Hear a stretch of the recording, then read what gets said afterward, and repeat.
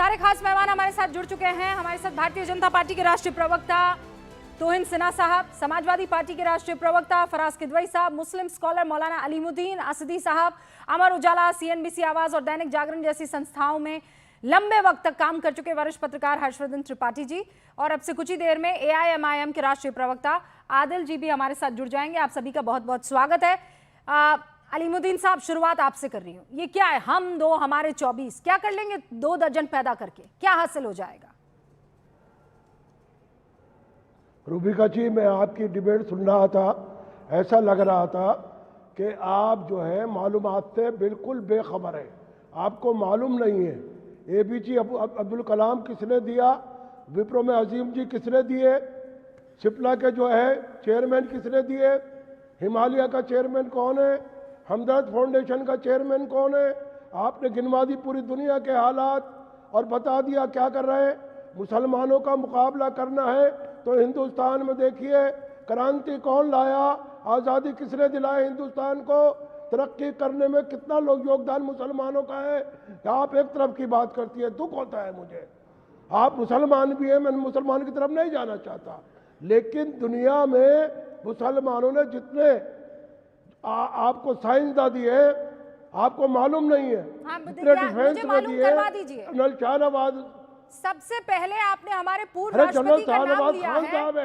कितने गए थे उनके जनाजे में, कितने गए थे, और आप में से कितने लोग जो हैं उनको मुसलमान मानते भी हैं। आज बड़ा आपको उनके मुसलमानियत होने पर फख्र महसूस हो रहा है। क्यों? क्योंकि आपको गिनवाना पड़ रहा है कि वो पढ़े लिखे थे, वरना उनके गीता के ज्ञान को लेकर, उनके तमाम तरीके के सनातन के ज्ञान को लेकर आप ही लोग सवाल उठाया करते थे ना। मुसलमानों ने कितना योगदान दिया है, इसको मुझे गिनाइए, साइंटिस्ट गिनाइए। मौलाना साहब, मैं आपसे उम्र में भी छोटी हूँ, और मुझे लगता है इस्लाम की जानकारी और तालीम को लेकर भी मैं आपसे बहुत छोटी हूँ। मुझे नहीं मालूम है, मुझे इतना इल्म नहीं है जितना आपको इल्म है। मैं अर्ज कर रहा हूँ। नहीं, अलीमुद्दीन साहब रुकिए, मुझे 10 साइंटिस्ट गिना दीजिए मुसलमान, मुझे 10 मुसलमान साइंटिस्ट गिनवा दीजिए, दुनिया के गिनवा दीजिए आबादी के लिहाज से।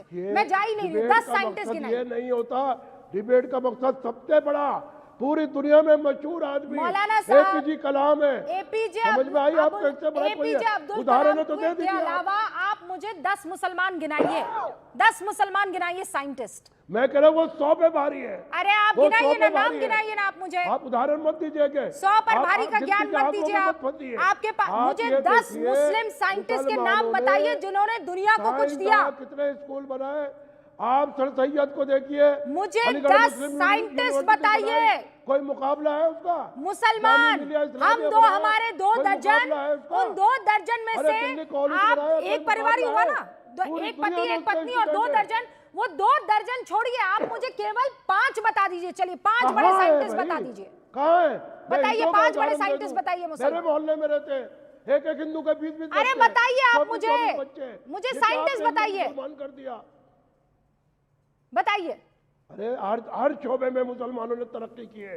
वो ये है कि नाम नहीं आता मुसलमानों का। नहीं कैसे? अरे मैं आज आपको मौका दे रही हूँ मुसलमानों, मौलाना साहब मैं आपको मौका दे रही हूँ, आप मुसलमानों के नाम बताइए। आप मुझे मुस्लिम बच्चों के नाम बताइए जिन्होंने वाकई अपना पर्चा। मैं ज्यादा डिबेट नहीं करना चाहता। क्यों नहीं करना चाहते? क्योंकि आपके पास नाम नहीं है। सैयद का दे रहा हूं, क्योंकि आपके पास, अरे सर उसके बाद बहुत पानी बह गया, ये खुदा के वास्ते सर, उसके बाद 74 साल बीत चुके हैं। अरे मैं 74 साल में 2 दर्जन गिन लीजिए, कितने और बच्चे पैदा हो गए होंगे। कितने साइंटिस्ट आपने पैदा कर दिए? फैजान साहब है, कितने रिसर्चर्स पैदा कर दिए आपने मुसलमानों में? कितने पीस लवर्स पैदा कर दिए? मेरा बहुत तीखे तौर पर मैं सवाल कर रही हूँ आपसे, जवाब दे दीजिए। इंस्टीट्यूट में जो गवर्नमेंट ऑफ इंडिया के इदारे, उसी में चले जाइए, सैकड़ों मुसलमान मिलेंगे बेनाम की जिंदगी गुजारने वाले। अच्छा, जो नाम नहीं लेते अपना। अच्छा सर, हाईलाइट नहीं होना चाहते। आप मुझे बताइए आबादी बढ़ाकर क्या करेंगे आप? मैंने आपको अभी आंकड़ा दिया है। कौन बढ़ा रहा है आबादी?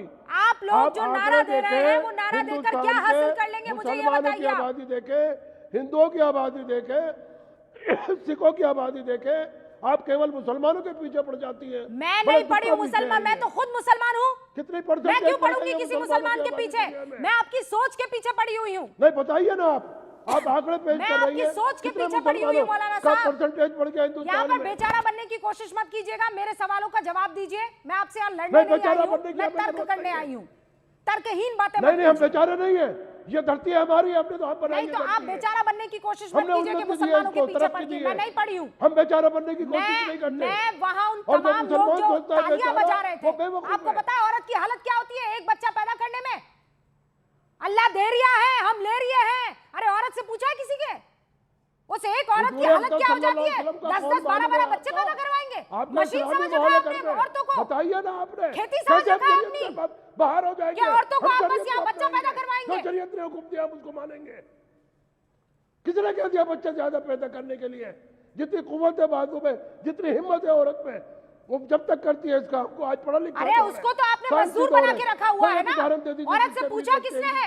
उसकी हालत देखिए कितनी अनीमिक हो जाती है, कितनी बेचारी मजलूम हो जाती है। बच्चे बस आपको तो यहाँ पर आपको बस बच्चे पैदा करने हैं। आप मजलूम ये नहीं सोचा है आपने, ये नहीं सोचा है आपने कि उस औरत पर क्या बीतेगी। तालियां बजवानी है, बड़ा मर्द बनने का शौक है आप लोगों को। हम दो हमारे 2 दर्जन, हर्षवर्धन जी, हम दो हमारे 2 दर्जन, और तालियां बज रही है। बेशर्मी देखिए, आवाज कम कीजिए। देखिए, सबसे पहले तो रूबिका जी, आज बड़ा अच्छा हुआ कि अलीमुद्दीन अंसारी जी के मुंह से पहला नाम एपीजे अब्दुल कलाम का निकला। आज निकल रहा है वैसे। और देश में कौन है जो एपीजे अब्दुल कलाम को नहीं मानता? और यहीं वो डिबेट जाकर खत्म होती है, जिसको कई बार लोग कहते हैं कि मुसलमान होने के नाते भारत में तो 2म दर्जे का नागरिक बना दिया जाता है। इस तरह की डिबेट खूब होती है। मूल प्रश्न है कि किस तरह से हमें देखना चाहिए। दुनिया में जनसंख्या, नए बच्चे पैदा होंगे, नौजवान होंगे, किसी देश की डेमोग्राफी होगी, वो एक सोचने का तरीका है, क्योंकि आपको नौजवान तो चाहिए। बूढ़ा देश नहीं चलेगा। जापान जिस क्राइसिस से चल रहा है, गुजर रहा है, वो नहीं चलेगा। लेकिन क्या हमें इतने बच्चे पैदा कर देने हैं कि संसाधनों पर बोझ हो जाए? और जो मूल सवाल है कि क्या उस महिला की जो बच्चों को जन्म दे रही है, उसकी किसी भी तरह की उसकी रजामंदी, उसकी स्वीकृति, उससे पूछना उसका कोई मतलब नहीं। और जो एआईएमआईएम के नेता ने कहा, उसमें एक बड़ी मतलब अपमानजनक बात कही। उन्होंने कहा कि अगर कम बच्चे पैदा हो रहे हैं तो हमारे यहां हकीम भी हैं बहुत हमारी पार्टी में। मतलब मुझे तो समझ में नहीं आता ये कौन सी मानसिकता है जो महिलाओं को इस तरह से दिखती है।